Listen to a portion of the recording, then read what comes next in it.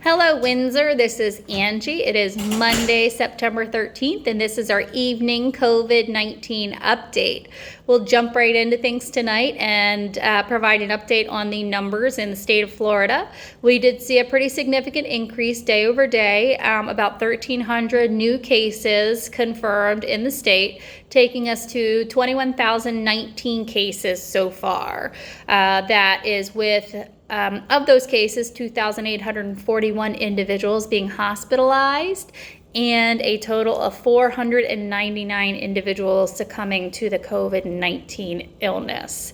That is about 37 more that's about 37 more than I think yesterday's update, 37 or 38. I apologize for the beeping.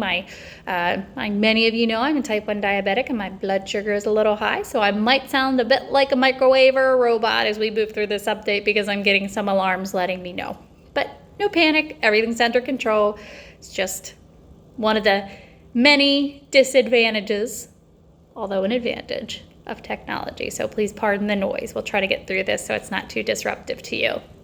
Okay, Osceola County, of those 21,000 plus cases, 333 are in Osceola County and another 1,024 cases in Orange County.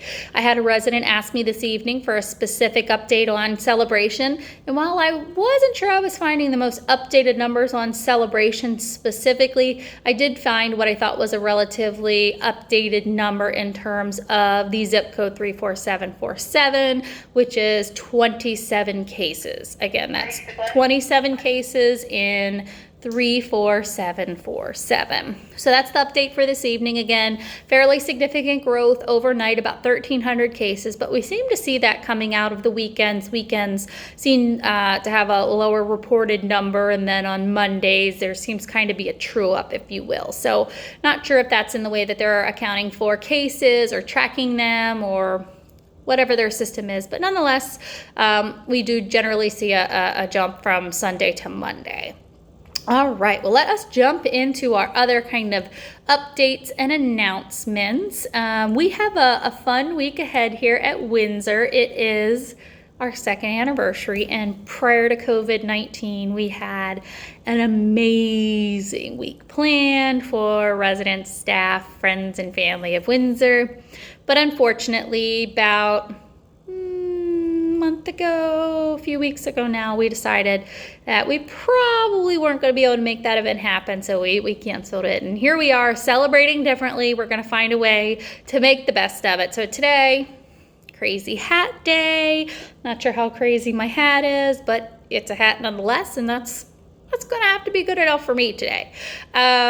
Also, we had our first of 5 party carts hit your doorstep today.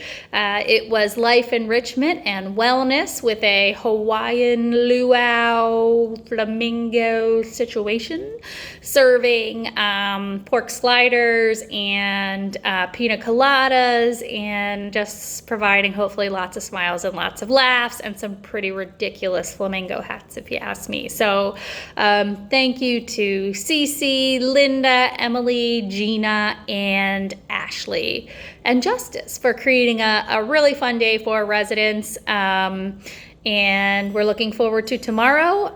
Tomorrow's party cart host department will be food and beverage, so I feel like they've got a little bit of an advantage, but I know it'll be a lot of fun, and I'm not going to tell you their theme because that's a surprise, but I'm sure it will be a great time. As for employees, today we kicked off again with Crazy Hat Day, and we did a coffee bar and donut bar for them. Tomorrow we are wearing our favorite sports team attire, and we will be having just a little snack, popcorn, candy, soda in the afternoon, and then packing some treat bags for night shift to enjoy as well. And then again, the party cart will be around. So residents, you are encouraged to wear your favorite sports attire if you'd like to join us. Promise that I will not make them have to pass by any Boston or New York fans. You will still be invited to the party cart. Okay, so that's that. So a week full of fun. Again, it's not what we thought it would be. leading up to it. But hey, we're going to celebrate any way we can. Windsor's turning 2. It's an amazing community, and we are so glad you're here to be a part of it. So looking forward to a great week here at Windsor. All right, a couple of other housekeeping items. Today on our corporate call, we talked a little bit about scams being on the rise, specifically cyber hacking and people trying to take advantage of older adults, specifically through emails and fraud or fake websites. So just be mindful, as a lot of us are home, we're spending more time on the internet, putzing around on our computers, just kind of surfing the net. And with that said, there are some additional risks for older adults.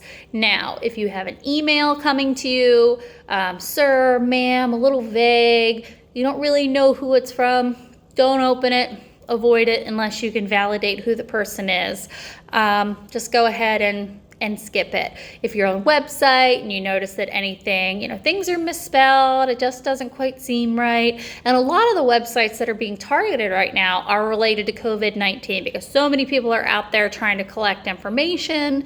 So pay attention to little clues like that it might not be a legitimate website. So if it starts asking you for personal information, email, or websites asking for personal information, banking information, credit card information, logins, passwords, things like that, probably not legitimate. And if you get an email with some kind of offer, if it sounds too good to be true, it probably is.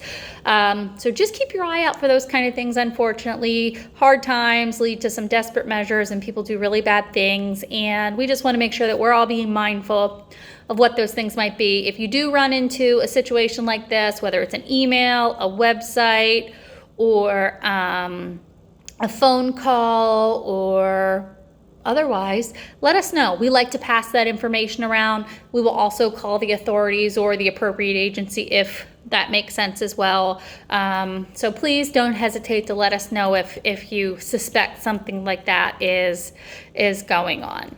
Okay. Let's see what's next. We still have some residents that are ordering from Shipt and Instacart, which is fine. Delivery during the scheduled times, which is great.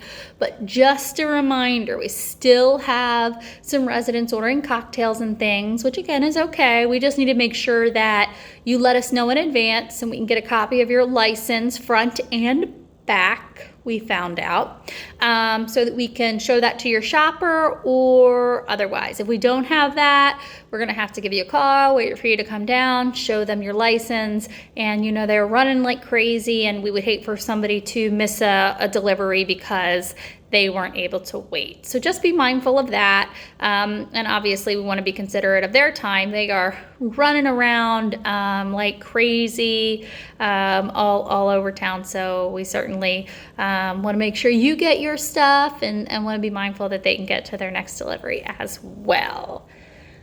Let's see. Okay. Stay home. Stay home order still in effect. It means your home, your specific apartment. Please, please, please, please. I'm getting a little bit of feedback that maybe there are some residents. I know we have a couple verified incidents where residents are visiting each other in their apartments. Please, please, please be mindful not to do that. We have worked so very hard to continue to be COVID-19 free at this point. We need residents to really stay in their own individual units at this time. Again, it could make the difference between not having any COVID-19, to having one case, to having multiple cases, okay? We have one case and that person, because that person went out and they're isolating, quarantining in their room, we can potentially manage that until that individual goes to another person's apartment, then a staff member goes in there, and then poof, all of a sudden we've got an outbreak. So again, we're not asking that just to be, just to be difficult or to be overprotective. It is truly because it could mean the difference between no cases or 1 case and 10.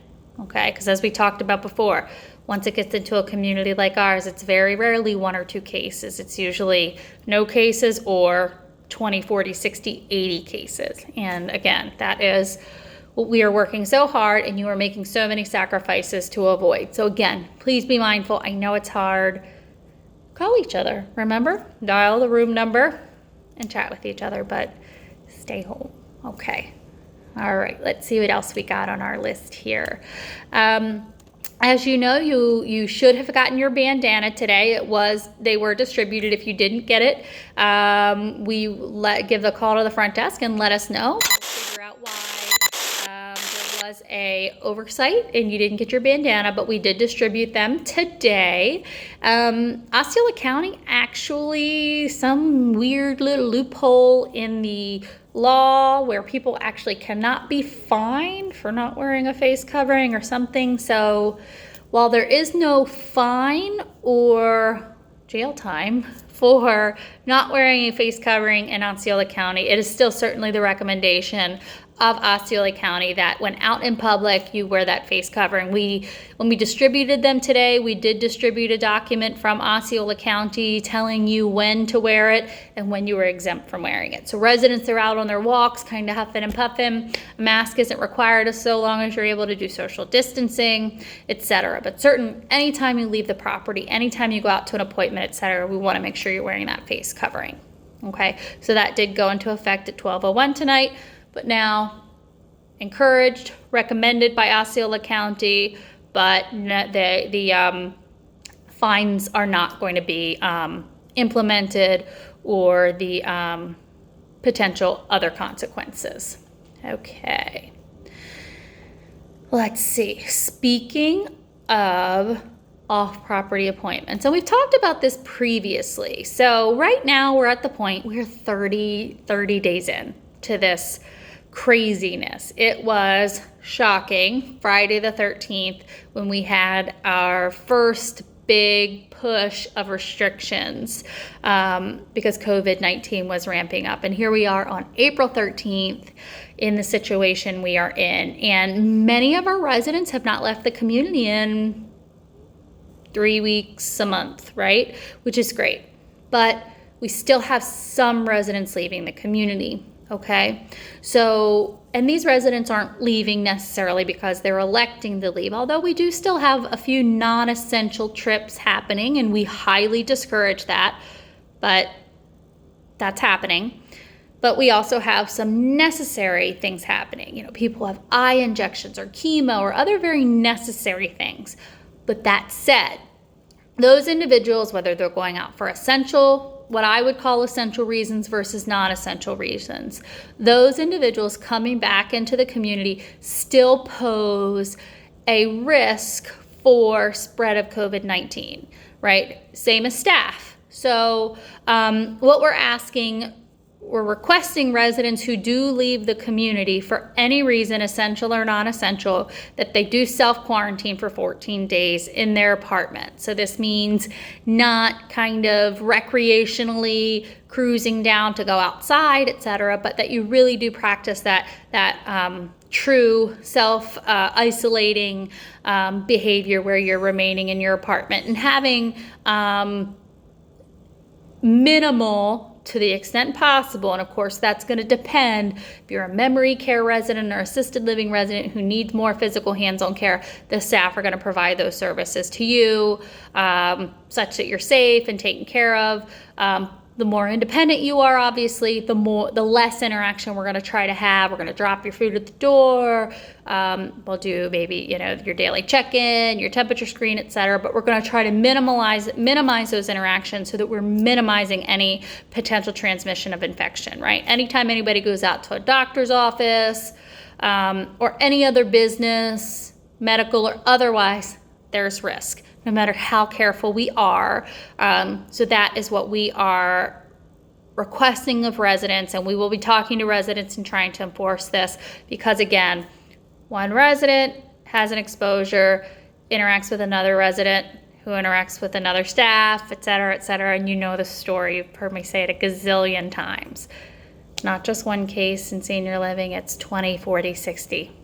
And we want to be at 0, and we want to do everything we can to reduce our risk for any cases, and if there is any type of COVID-19 activity in the community, that we contain it and we minimize it. We can only do that through these type of rigorous restrictions. So we thank those of you who continue to adhere and be agreeable and do what we all collectively need to do to keep the community healthy. So thank you for that. Let me see what else we have. I think that's about it. Yes, absolutely. That looks like that is all I have for this evening. It is Monday, so a new edition of Angie's Notes will be coming out along with this video and distributed by the food and beverage team tomorrow on their rounds for breakfast. And otherwise, I will see you here tomorrow, same time, same place, hopefully less beeping. But I thank you for your patience and understanding, and I hope you have a wonderful evening, and I will see you tomorrow.